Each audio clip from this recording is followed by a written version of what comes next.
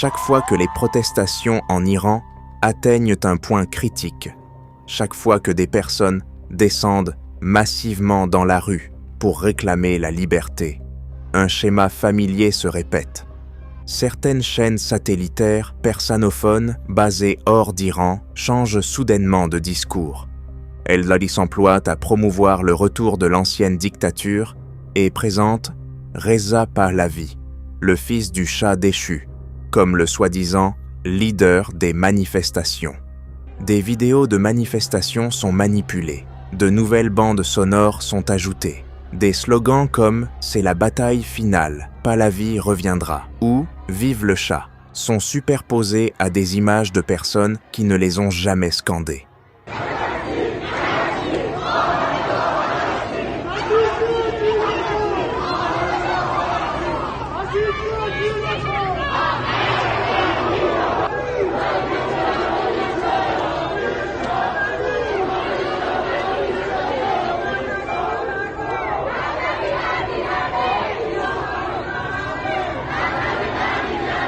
Ce récit déformé est ensuite présenté à une communauté internationale qui ne connaît pas la réalité de l'Iran. Mais qui est Reza Pahlavi? Depuis plus de 40 ans, il vit à l'étranger dans un luxe total, financé par les richesses que son père a détournées du peuple iranien. Il n'a jamais travaillé un seul jour de sa vie. Même nombre de ses propres partisans disent qu'il serait incapable de gérer une petite boutique de quartier, encore moins de diriger une révolution ou de gouverner un pays. Il a déclaré ouvertement, à plusieurs reprises, qu'il n'était pas disposé à retourner en Iran.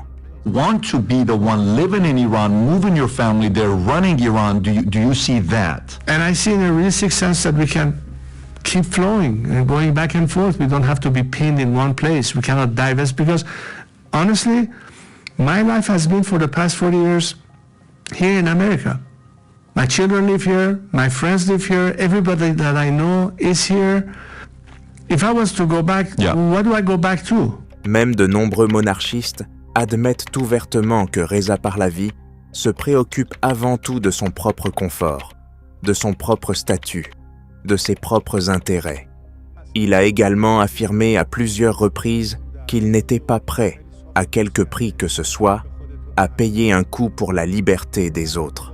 من یک مسئله رو خیلی میخوام بدون هیچ رودرواسی و خیلی صاف و پوسکنده به خودت و به همیهنانم بگم.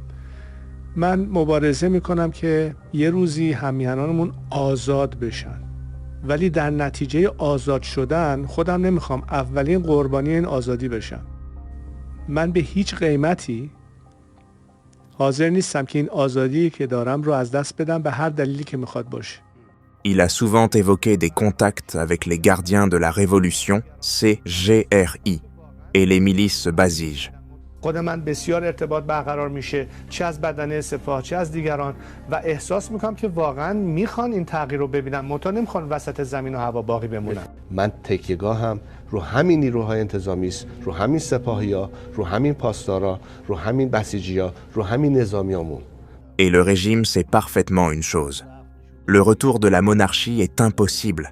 Il ne représente aucune menace réelle. خود آقای رضا پهلوی پروژه خود جمهوری اسلامیه و جمهوری اسلامی اتفاقا دامن میزنه به این ماجرا به این دلیل که تا وقتی که ایشون هست هیچ اپوزیسیون جدی تشکیل نخواهد شد. C'est pourquoi, lors de certaines manifestations, des agents du régime sont envoyés dans la foule en civil pour scander des slogans favorables à Pahlavi.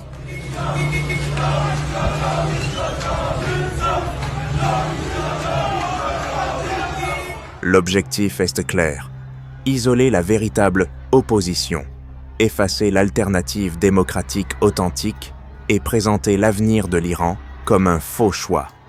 Non pas liberté contre dictature, mais dictature contre dictature.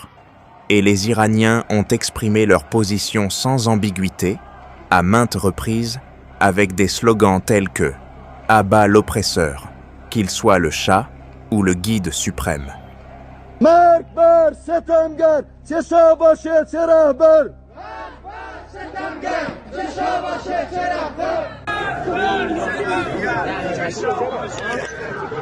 مرج بر ستمگر چشا باشه چرا. L'idée de restaurer la monarchie Pahlavi est une illusion politique. La promouvoir n'aide pas les Iraniens. Elle ne fait que servir la survie du régime clérical et maintenir les mollahs au pouvoir.